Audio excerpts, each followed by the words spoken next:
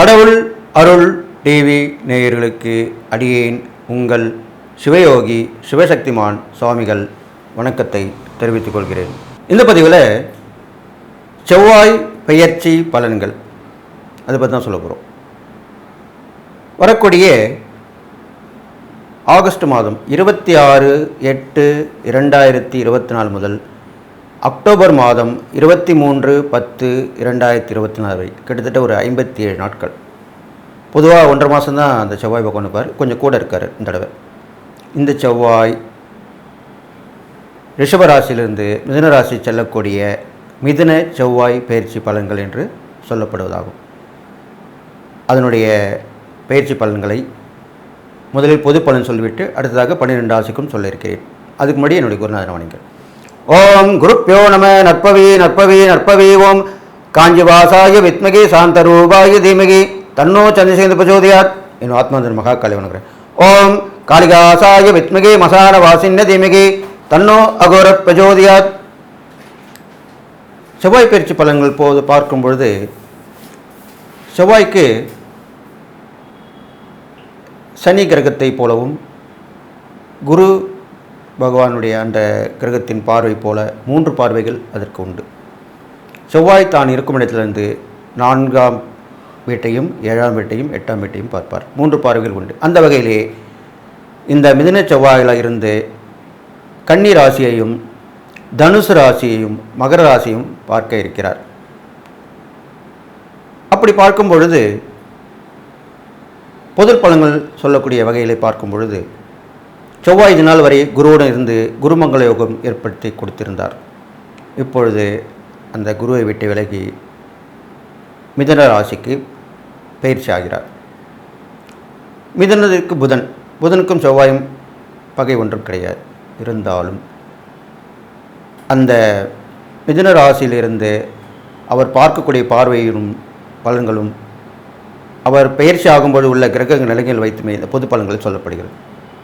அந்த வகையில் பார்க்கும் பொழுது ரிஷபராசியிலே குரு பகவான், மிதுன ராசியிலே செவ்வாய் பகவான், கடகராசியிலே புத பகவான், சிம்ம ராசியிலே சூரிய பகவான், கன்னி ராசியிலே கேது பகவானும் சுக்கிர பகவானும், அடுத்ததாக கும்பராசியிலே சனி பகவானும், மீன ராசியிலே ராகு பகவானும் வீற்றிருக்கிறார்கள். இந்த வகையிலே இருக்கக்கூடிய இந்த கிரக நிலவரங்களை வைத்து பொது பலனை சொல்லப் போகிறேன். இதனால் வரைக்கும் இருந்த யோகங்கள் சற்றே விலகி இருக்கிறது. இருந்தாலும் மிதுன ராசியிலே செவ்வாய் பயிற்சி ஆவதால் அந்த செவ்வாயுடைய தன்மையான போர்க்குணம், பிரச்சனைகள், அடுத்தவர் மேல் வைத்துள்ள விமர்சனங்கள் இதெல்லாமே கொஞ்சம் குறைய வாய்ப்பு இருக்கிறது. ஏன்னா புதன் பகவான் எல்லோரும் ஒத்து போகக்கூடிய கிரகமாக சொல்லப்படுகிறது. அந்த வீட்டிலே வந்து அமரும் பொழுது எப்பொழுதுமே ஒவ்வொரு வீட்டில் அமரும்போது அந்த வீட்டுடைய அதிபதியுடைய குணங்கள் கண்டிப்பாக இருக்கத்தான் செய்யும். அந்த வகையிலே பார்க்கும்போது புதனுடைய தன்மை விளங்க இருக்கிறது.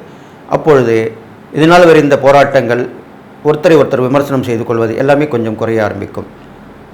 கல்வியில் வளர்ச்சி உண்டாகும். படித்த பண்டிதர்கள், உண்மையான பண்டிதர்கள், உண்மையான கல்வியிலே வளர்ச்சி அடைந்தவர்கள், சாஸ்திரம் தெரிந்தவர்கள், இவர்கள் எல்லாரும் இப்பொழுது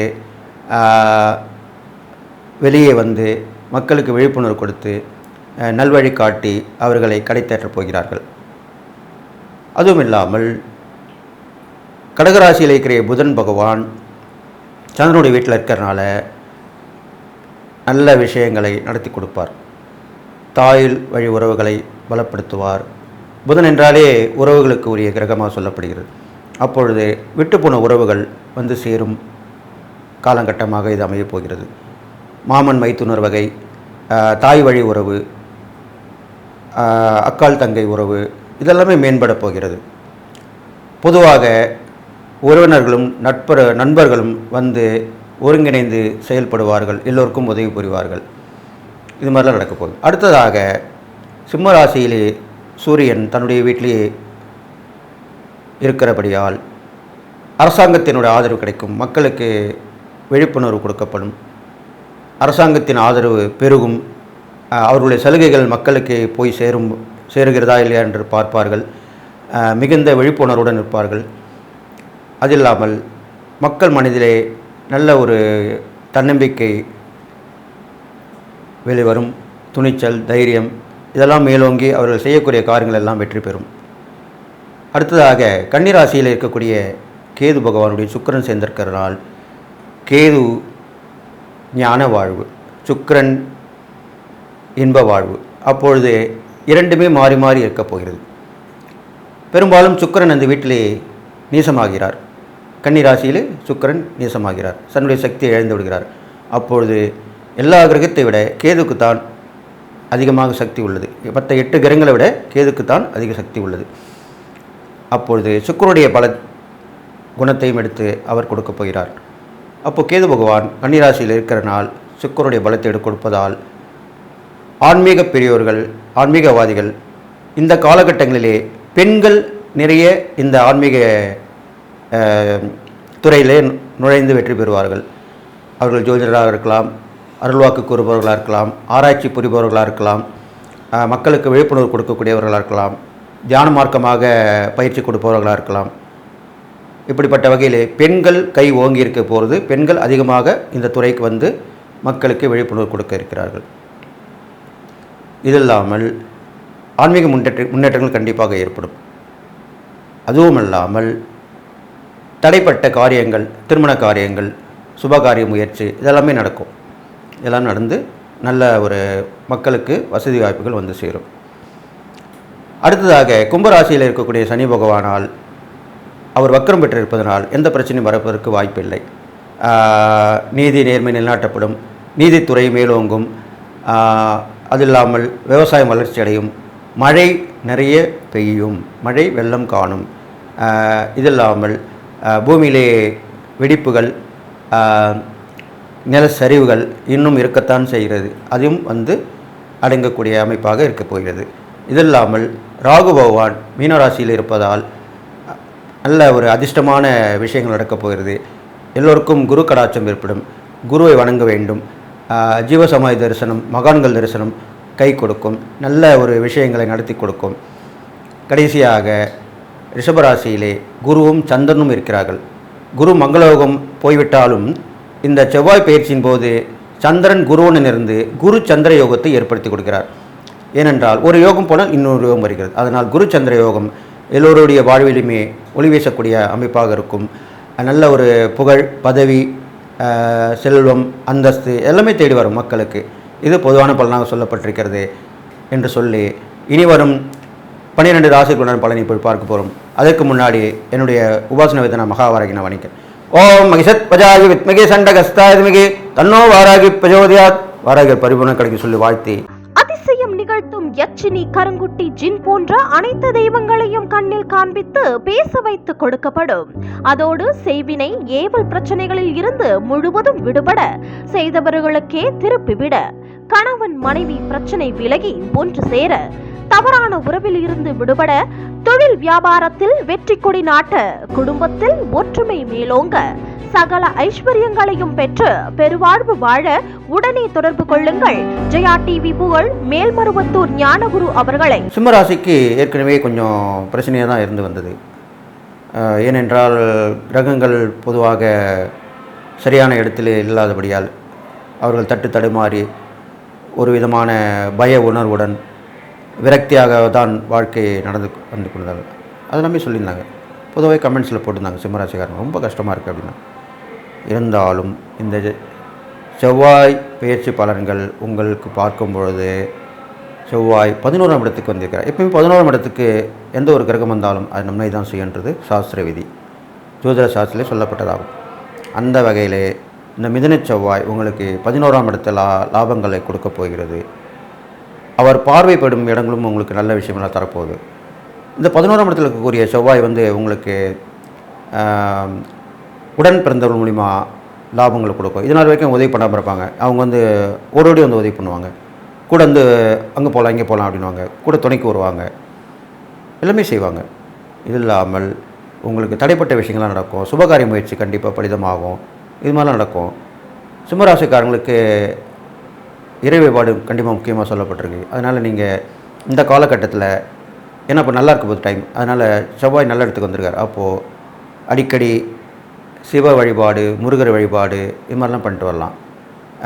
அக்னி சம்மந்தப்பட்ட சிவன் கோவில் போயிட்டு வரலாம், முருகர் கோவில் போயிட்டு வரலாம். அங்கே நடக்கக்கூடிய ஹோமங்களில் கலந்துக்கலாம். இல்லை வசதி வாய்ப்பு இருந்தால் நீங்கள் வீட்டில் ஒரு ஹோமம் நடத்தி அது பண்ணிட்டு வரலாம். இது மாதிரிலாம் செஞ்சுட்டு வரலாம். அதுக்கப்புறம் உங்களுக்கு பூமி லாபங்கள் கிடைக்கும். வீடு சம்மந்தப்பட்ட விஷயங்கள்லாம் நிறைவு பெறும். கட்டி முடிக்காமல் இருந்தீங்கன்னா அது கட்டி முடிச்சிடலாம். வீடு ஆரம்பிக்கிறதுக்கு உண்டான வாய்ப்புகள் சேரும். இது மாதிரிலாம் நடக்கும். இப்போ அரசாங்கத்துடைய தொடர்பு கிடைக்கும். போலீஸ் சம்மந்தப்பட்ட துறை, இராணுவத்துறை, இது மாதிரிலாம் உள்ள விவசாயத்துறை, இது இல்லாமல் புதிய விதமான ஆராய்ச்சிகள் செய்யக்கூடிய தொல்லியல் துறை, இது மாதிரி உள்ளவங்களுக்கெல்லாம் நல்ல வாய்ப்புகள் சேரும். உத்தியோகம் கிடைக்கும். வியாபாரம், தொழில்கள் எல்லாமே வளர்ச்சி அடையும். இது மாதிரிலாம் நடக்க போகுது சிம்மராசிக்காரங்களுக்கு. இது இல்லாமல் இந்த சிம்மராசிக்காரங்களை பார்க்கும் பொழுது உங்களுக்கு பூர்வ புண்ணியம் நல்லா இருக்குது. பூர்வ புண்ணியம் மூலிமா முன்னோர்களுடைய வழிபாடு செய்யணும் நீங்கள் இந்த காலகட்டத்தில். அப்போது நதி ஓரம், கடல் ஓரம் இது மாதிரிலாம் பண்ணிட்டு வரலாம்.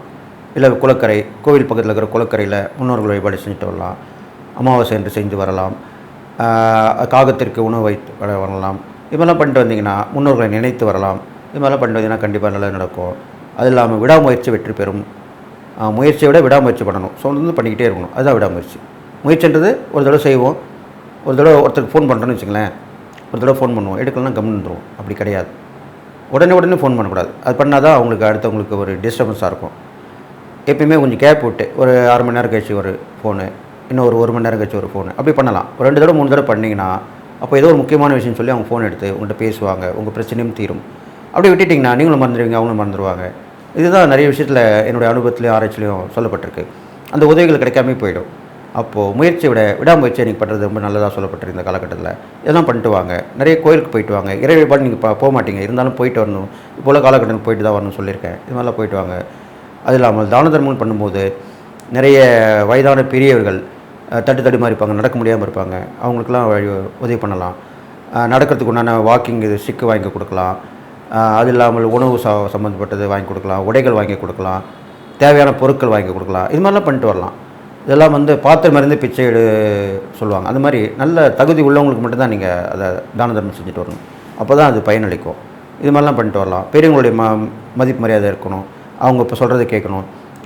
அப்போலாம் பெற்றோர்கள் கண்டிப்பாக நீங்கள் ஆசீர்வாதம் வாங்கிக்கணும். ஏன்னா சிம்மராசிக்காரங்க பெரும்பாலும் தந்தை ஆசீர்வாதம், தாயாருடைய ஆசீர்வாதம் கண்டிப்பாக இருக்கணும். அப்போது கண்டிப்பாக எல்லாத்தையும் முன்னுக்கு வந்துடுவீங்க.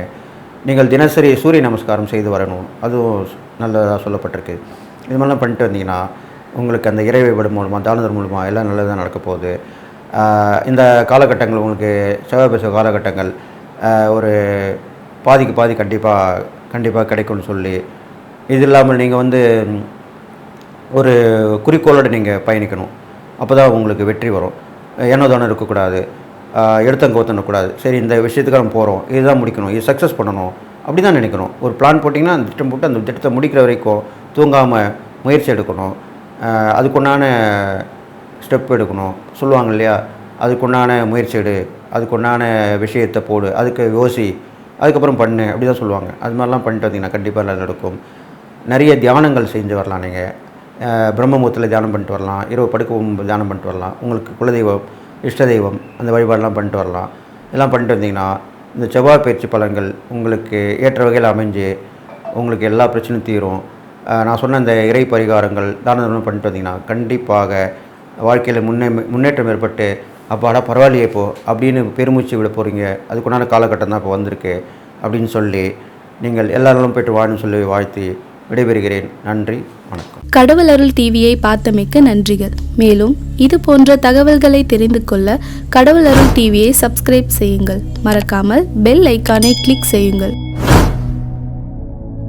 அதிசயம் நிகழ்த்தும் யட்சினி, கருங்குட்டி, ஜின் போன்ற அனைத்து தெய்வங்களையும் கண்ணில் காண்பித்து பேச வைத்து கொடுக்கப்படும். அதோடு செய்வினை ஏவல் பிரச்சனைகளில் இருந்து முழுவதும் விடுபட, செய்தவர்களுக்கே திருப்பிவிட, கணவன் மனைவி பிரச்சனை விலகி ஒன்று சேர, தவறான உறவில் இருந்து விடுபட, தொழில் வியாபாரத்தில் வெற்றி கொடி நாட்ட, குடும்பத்தில் ஒற்றுமை மேலோங்க, சகல ஐஸ்வர்யங்களையும் பெற்று பெருவாழ்வு வாழ உடனே தொடர்பு கொள்ளுங்கள். ஜெயா டிவி புகழ் மேல்மருவத்தூர் ஞானகுரு அவர்களை.